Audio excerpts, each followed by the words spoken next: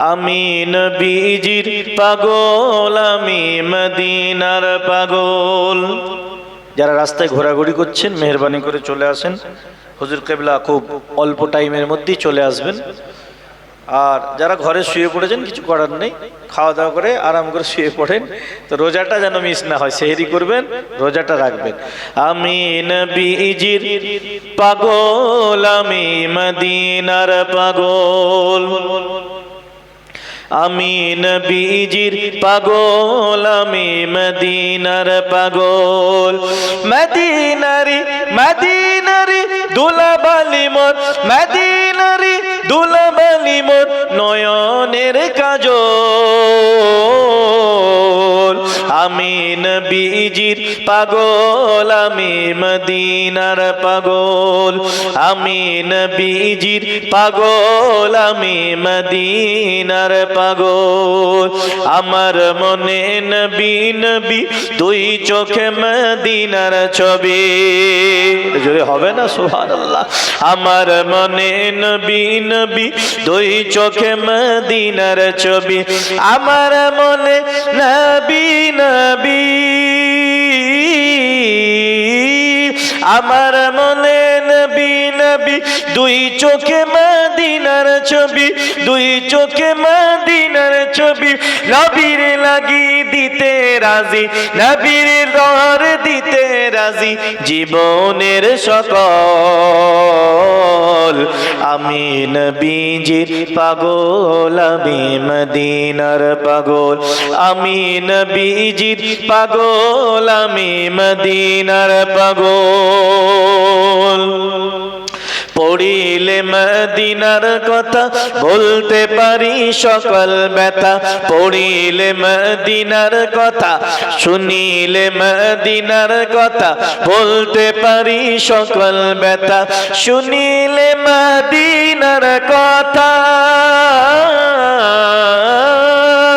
শুনিলে মদিনার কথা বলতে পারি সকল ব্যথা, বলতে পারি সকল ব্যথা। মদিনাতে যাব আমি হয়ে নবীজির পাগল। আমি মদিনার পাগল, আমি নবীজির পাগল। আমি নবীজির পাগল, আমি মদিনার পাগল। মদিনারি দুলাবালি মোর, মদিনারি দুলাবালি মোর নয়নের কাজল। আমি নবীজির পাগল, আমি মদিনার পাগল। আমি নবীজির পাগল, আমি মদিনার পাগল। আমার রোগের সকল ওষুধ দয়ার নবীর সালাম দরুদ। আমার রোগের সকল ওষুধ দয়ার নবীর সালাম দরুদ। আমার রোগের সকল ওষুধ, আমার রোগের সকল ওষুধ দয়ার নবীর সালাম দরুদ। আমার রোগের সকল ওষুধ দয়ার নবীর সালাম দরুদ। ভক্তি ভরে পড়ি যখন, ভক্তি ভরে পড়ি যখন, হয় সুস্থ সবল। আমি নবীজির পাগল, আমি মদিনার পাগল। আমি নবীজির পাগল, আমি মদিনার পাগল। মদিনারি দুলাবালি মোর, মদিনারি দুলাবালি মোর নয়নের কাজল। আমি নবীজির পাগল, আমি মদিনার পাগল। আল্লাহ তোমাকে দেখি খোদা, তোমার প্রেমের কবিতা লিখি। আমি তোমাকে খুঁজি, আমি তোমাকে দেখি খোদা, তোমার প্রেমের কবিতা লিখি। এই পৃথিবীর পাড়ায় পাড়ায়, নীল আকাশের তারায় তারায়। এই পৃথিবীর পাড়ায় পাড়ায়, নীল আকাশের তারায় তারায়। তোমায়, আখি দুটি মোর যাই হারিয়ে, আখি দুটি মোর যাই হারিয়ে, হৃদয়ে ছড়াই তার অনুভূতি, হৃদয়ে ছড়াই তার অনুভূতি। আমি তোমাকে খুঁজি, আমি তোমাকে দেখি, খোদা তোমার প্রেমের কবিতা লিখি। গড়েছো তুমি এই পৃথিবী জাহান, খোদা তুমি অসীম, তুমি মহান। গড়েছো তুমি এই পৃথিবী জাহান, খোদা তুমি অসীম, তুমি মহান। এই আকাশের বিশালতায়, ওই পাহাড়ের ঝর্ণা ধারায়, ওই আকাশের বিশালতায়, ওই পাহাড়ের ঝর্ণা ধারায়, আমি তোমার পরিচয় পেয়ে পেয়ে, খোদা তোমার পরিচয় পেয়ে পেয়ে, হৃদয় তোমার ছবি আঁকি। জোরে বলুন না সুবহানাল্লাহ। আমি তোমার পরিচয় পেয়ে পেয়ে, হৃদয় তোমার ছবি আঁকি। আমি তোমাকে খুঁজি, আমি তোমাকে দেখি, খোদা তোমার প্রেমের কবিতা লিখি। গড়েছো তুমি এই পৃথিবী জাহান, খোদা তুমি অসীম, তুমি মহান। গড়েছো তুমি এই পৃথিবী জাহান, খোদা তুমি অসীম, তুমি মহান। তুমি বিশ্বের পালনকারী, তুমি প্রভু বিশ্বজামি। আমি তোমাকে খুঁজি, আমি তোমাকে দেখি, আমি তোমাকে খুঁজি, আমি তোমাকে দেখি, খোদা তোমার প্রেমের কবিতা লিখি। আমি তোমাকে খুঁজি, আমি তোমাকে দেখি, খোদা তোমার প্রেমের কবিতা লিখি। লা সাল্লি আলা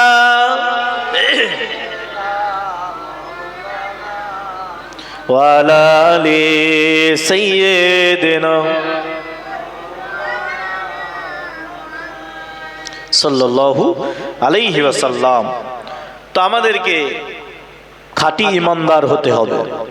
খাঁটি ইমানি জজবা যদি থাকে, তাহলে দেখবেন ভালো কাজে মনটা বসবে।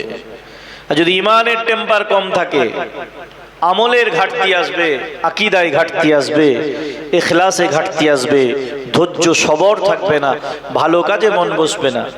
অন্যায় কাজে, খেলাধুলায়, গল্পগুজব, আড্ডা, হাসি তামাশায়, সেখানে দেখবেন মনটা বসবে। ভালো কাজে ধৈর্য, ভালো কাজে সহ্য আসবে না। শয়তান বলবে চল না, কি হবে, এত লোক তো আছে, তুই যদি না যাস কি হবে, তুই ঘুমিয়ে যা, তুই ঘরে শুয়ে পড় না, এত কষ্ট করেছিস। ভালোভাবে ধোকা দিবে, কালকে আবার রোজা রাখবি, ঘুমিয়ে যা একটু। আবার সে ভোরবেলা ধোকা দেবে, দাঁড়া না, সেহরির টাইম এখন বাকি আছে, একটু পরে উঠবি, দাঁড়া না, একটু পরে রাখবি, এই তো বয়স, এখন আর একটু বয়স হোক না, এত কষ্ট করে রোজা রাখবি দিনের বেলা, এই গরমের সময় এত এত ঘন্টা একটানা কি করে থাকবি, পরে রাখবি, ধৈর্য দেবে। শয়তানের ধৈর্য, শয়তানের ওয়াসওয়াসা, শয়তানের ধোকাটা, সেটা থেকে যদি ওভারকাম করতে হয়, শয়তানের ধোঁকা, শয়তানের ওয়াসওয়াসা, শয়তানের প্ররোচনা থেকে নিজেকে বাঁচিয়ে যদি জান্নাতি হতে হয়, তাহলে নিজের ঈমানটা মজবুত করতে হবে। ঈমান যদি মজবুত না থাকে, আকীদা মজবুত যদি না থাকে, আমলটা আপনার আমার মজবুত হবে না। ঈমানের টেম্পার যদি মজবুত থাকে, বিশ্বনবী সাল্লাল্লাহু আলাইহি সাল্লামের প্রতি ইশক মোহাব্বত যদি মজবুত থাকে, আল্লাহর উপরে তাওয়াক্কুল যদি পরিপূর্ণ থাকে, ভরসা, ঈমানি ভরসা যদি থাকে, ঈমান যদি মজবুত থাকে, তাহলে যে কোনো কাজে দেখবেন আপনি এগিয়ে যেতে পারবেন। যেমন আপনার যে কোনো দুনিয়া জমিনে রুজি রোজগার বলেন, ব্যবসা বাণিজ্য বলুন, কাজ কারবার বলুন, সেদিকে আপনার টার্গেটটা ভালো থাকে, ধ্যান থাকে, আমি এটা করব, আমাকে এটা রোজগার করতে হবে, আমাকে এটা ব্যবসা করতে হবে, আমাকে এটা চালাতে হবে, তবে আমার চলবে। এটা করতে হবে। এই যে মনের মধ্যে একটা জোর, এটা ইমানের ক্ষেত্রেও যদি জোর থাকে সেই কাজটা অবশ্যই হবে। মনের জোর থাকলে আল্লাহ যে কোনো কাজকে সহজ করে দেয়, তবে সেই জোরটা ভালো কাজে দেখাতে হবে। কত কষ্ট হয়, কত মেহনত হয়, কত ধৈর্য, কত সময় যায় যে কোনো দুনিয়াবি কাজে, তখন আমরা ধৈর্যটা রাখি, কারণ তখন আমরা মনে করি এটা আমার দায়িত্ব, এটা আমার কর্তব্য, এটা আমাকে করতেই হবে। এই জন্য দেখবেন ঠিক সেই কাজের ধৈর্য আপনার আবার চলে আসে। আপনার আমার মনে হয় ভোর 3টে উঠে আমাকে মাঠে যেতে হবে, 3টের সময় না হলে আলু পাওয়ানো হবে না মাঠে, ওই সময় আমি পানি পাবো, আবার লাইন থাকবে। দেখবেন ঠিক যত ঠান্ডা হোক গরম হোক ঠিক চলে যাবে, কারণ আমি জানি ওই টাইমে আমাকে যেতে হবে। খুব সহজ কথাগুলো বলছি, এই টাইমে এই সময় এই মজলিসে আর কি জলসা হবে। যাই হোক, সময় ধরে রাখা পর্যন্ত 2-4টে কথা বোঝানোর মতো করে বলছি। আপনি আমি যদি মনে করি আমাকে ডাক্তার দেখাতে হবে, কলকাতায় অমুক টাইমে পৌঁছাতে হবে, আমার একটা পরীক্ষা রয়েছে টাইম ধরে যেতে হবে, আমাকে অমুক টাইমে পৌঁছাতে হবে, তখন 2টোর সময় ঘুম অটোমেটিক ভেঙে যাবে। আমার 3টের সময় 3:30টের সময় গাড়ি ধরবো, 2-2:30টার থেকে ঘুম ভেঙে যাবে। তো এই যে তারা একটা, আমাকে যেতেই হবে, যেতেই হবে, না হলে অসুবিধা হবে। এই কাজটা আমাকে করতেই হবে, না হলে অসুবিধা হবে। আর এটা যদি আজকে হয় করব, না হলে পরে করব, এই রকম হলে কিন্তু ঘুম ভাঙবে না। এরকম হলে বেরোনোও যাবে না।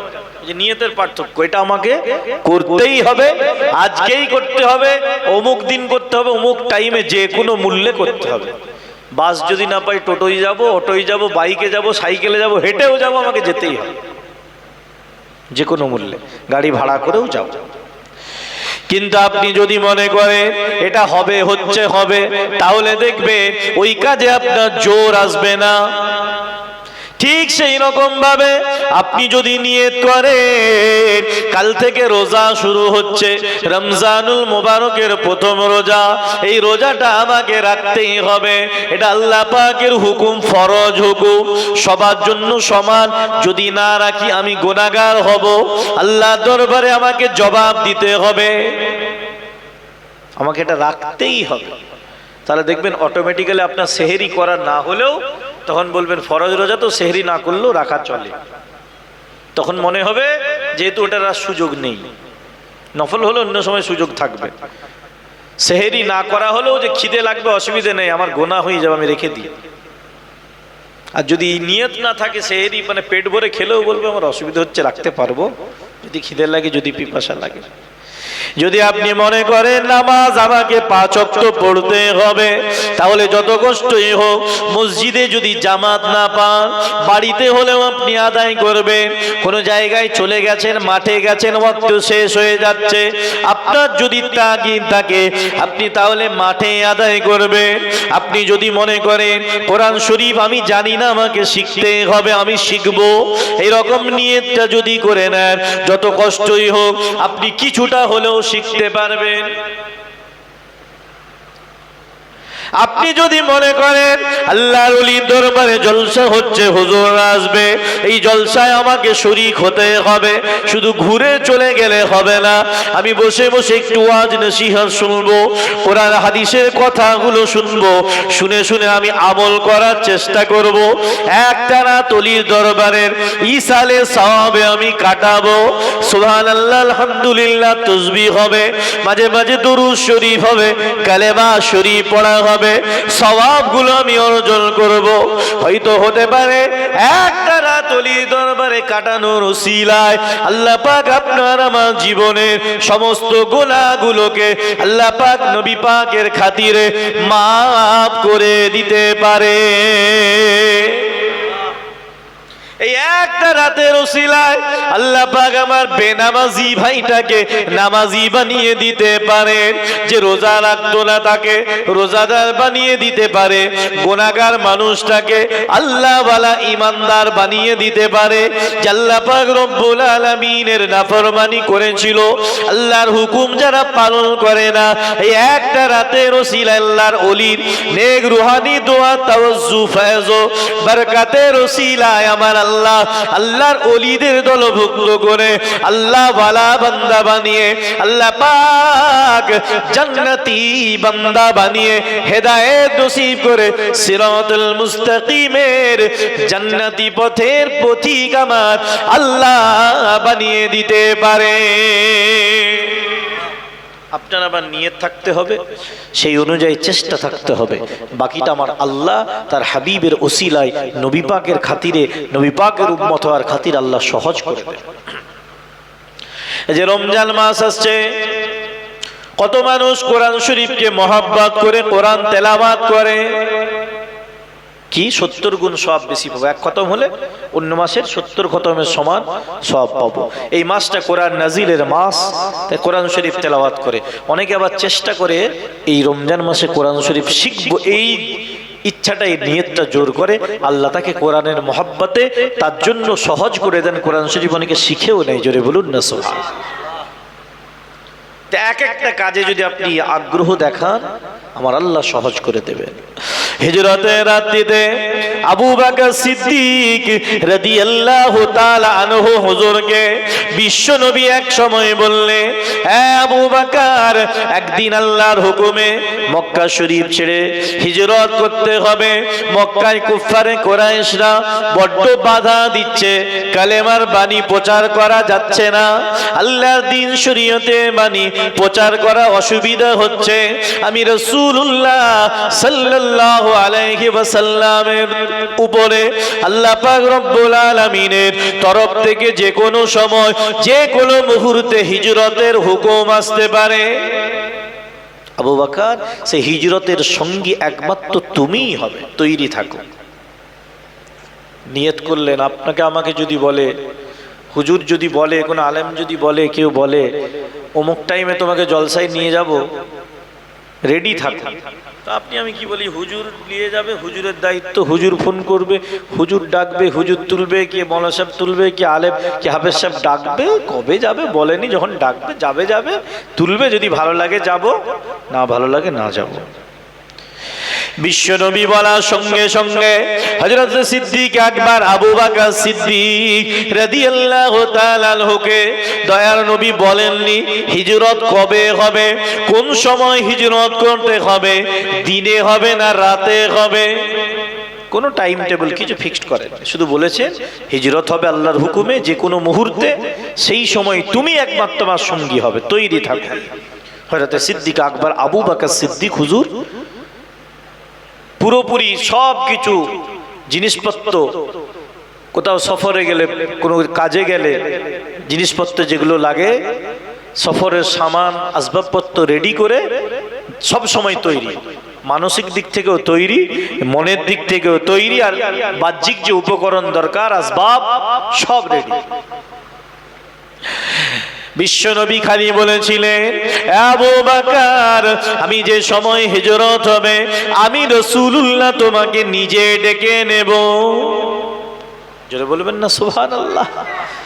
আপনি আমি যদি কেউ দায়িত্ব দেয়, কাজ দেয়, মনে করে তো বোঝা হয়ে গেল। আবু বকর সিদ্দিক হুজুর বলছেন এটা আমার জন্য সৌভাগ্য। উনি বললেন না যে একা যাব, কাফেররা সবসময় তৈরি আমার নবী পাককে শহীদ করে দেবে, যদিও পারবেন, আল্লাহর হুকুম রয়েছে, হেফাজত করবে। আল্লাহু ইয়াসিমুকা মিনান নাস, আল্লাহ বলেছেন আমার হাবিব আপনাকে মানুষের তরফ থেকে আমি আল্লাহ স্বয়ং হেফাজত করব। জোরে বলুন না সুবহানাল্লাহ। কিন্তু তারপরেও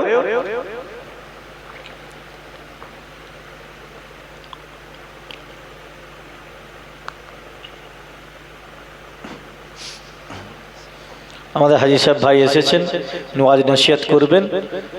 যাই হোক, সেরকম নিয়তটা যদি থাকে, আপনারা যারা এদিক ওদিক আছেন চলে আসেন, তারপরে হুজুর কেবলা আসবেন। নিয়ত যদি এরকম থাকে, আবু বকর সিদ্দিক হুজুর, আমি খুব সংক্ষেপে বলছি, অনেক লম্বা ঘটনা, চিন্তা করলেন না একা যাব, নিজের লাইফ রিস্ক হতে পারে, খালি বললেন নবী পাকের সঙ্গে একমাত্র সঙ্গী হওয়ার সৌভাগ্য আমি আবু বকর আমারই হয়েছে, এটা আমার জন্য সৌভাগ্য। জোরে বলবেন না সুবহানাল্লাহ। যাই হোক, আমি ধরেছিলাম, বলেছিল একটা পর্যন্ত, সেই হিসাবে ভাইজান এসেছেন, কিছুক্ষণ শরীক হবে, আমি একদম সংক্ষিপ্ত করে দিচ্ছি। নিয়তটা ছিল আবু বকর সিদ্দিক হুজুরের আমি সঙ্গী হবই যে কোনো মূল্যে। তবে নবী পাক এসে আমাকে ডাকবেন, কখন ডাকবেন, কোন মুহূর্তে আমাকে তো টাইম টেবিল বলেনি। আমি যদি সঙ্গে সঙ্গে সাড়া না দিতে পারি, আমার নবী আস্তে করে ডাকবেন, কারণ চারিদিক থেকে শত্রুপক্ষ রেডি হয়ে আছে।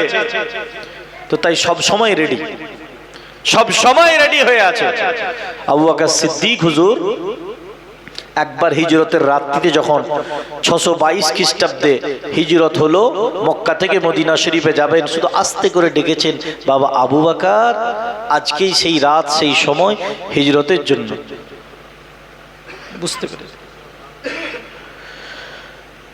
বুঝতে পেরেছি। এক টাইম বলা হচ্ছে আর এক টাইম করা হচ্ছে, তাহলে কি করব আমরা? আমাদেরকে সেইভাবে ধরতে হচ্ছে, মেকআপও করতে হচ্ছে, মানে এরকম করলে কি করে হয়? আগে থেকেই তো সবকিছু ফিক্সড করতে হয়। যাই হোক, আমি সংক্ষেপ করছি। তো একজন আলেমকে পাঠিয়ে দিয়ে তাকে বসিয়ে রাখাও বেয়াদবি। আমি একটা টাইম ধরে ধরছি, যেই হোক সেটাও ইনকমপ্লিট রাখলেও কেমন, এগুলো কেমন হয় না? যাই হোক, যারা আসছেন, হ্যাঁ মজলিসে চলে আসেন। হুজুর কেবলা কিছুক্ষণ পরেই আসবেন, চলে আসেন।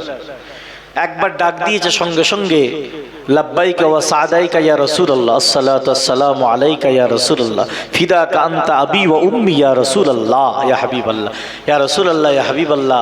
আমি আবু বকর আপনার খাদেম, শুধু আমি আবু বকর নয়, আমার পিতামাতা আপনার কদমে কুরবান হয়ে যাক। আমি আপনার সঙ্গে হিজরতের জন্য আমি তৈরি আছি। জোরে বলুন না সুবহানাল্লাহ।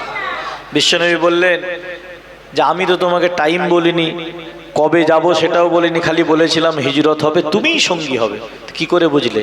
ইয়া রাসূলুল্লাহ, ইয়া হাবিবাল্লাহ, আমি সেদিন থেকে তৈরি ছিলাম, যে কোনো মুহূর্তে আপনি ডাকবেন আমি আপনার সঙ্গে সঙ্গে আপনার সঙ্গে রওনা দেব।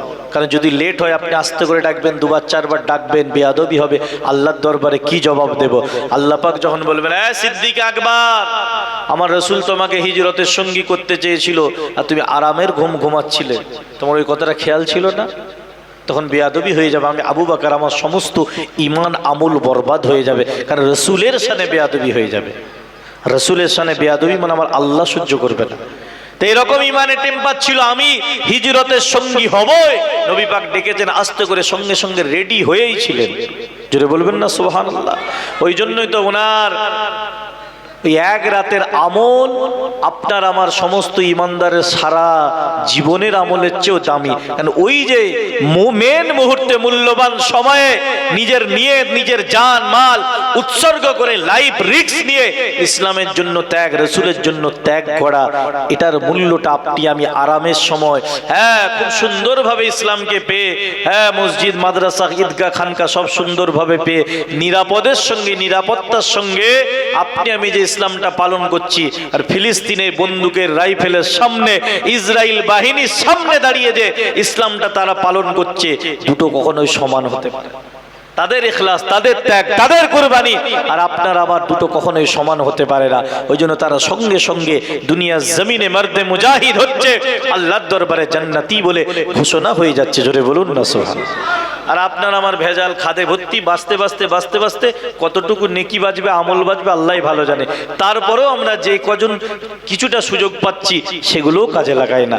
অলির দরবারে একটা দিন হাজিরা দেওয়ার সুযোগ কাজে লাগাতে পারি না, এক মাস রোজার সুযোগ কাজে লাগাতে পারি না, নামাজের সুযোগ কাজে লাগাতে পারি না, মসজিদ মাদ্রাসা সামনে পেয়েও কাজে লাগাতে পারি না।